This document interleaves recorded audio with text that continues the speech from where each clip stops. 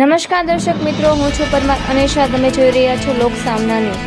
તો જોઈએ આજના સમાચાર અમરેલીથી અમારા રિપોર્ટર સતીશ રાઠોડ સાથે. નુરાની માનવ સેવા ટ્રસ્ટ અને નુરાની કમિટી દ્વારા અમરેલીમાં સર્વનિદાન કેમ્પ આયોજન રવિવારે મિની કસ્બા ગની મસ્જિદમાં પતંજલિ હોલ ખાતે સવારે 10 વાગ્યાથી 1 વાગ્યા સુધી કરવામાં આવ્યું હતું.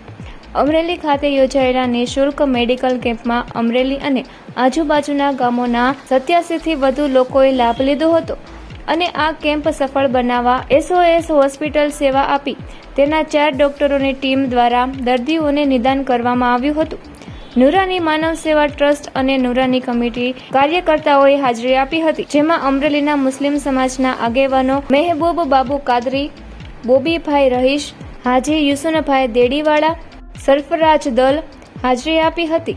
તારીખ 3/2/2026ના રોજ અમરેલી ખાતે 80થી વધારે દર્દી સારવારમાં કેમ્પ લાભ લીધો હતો.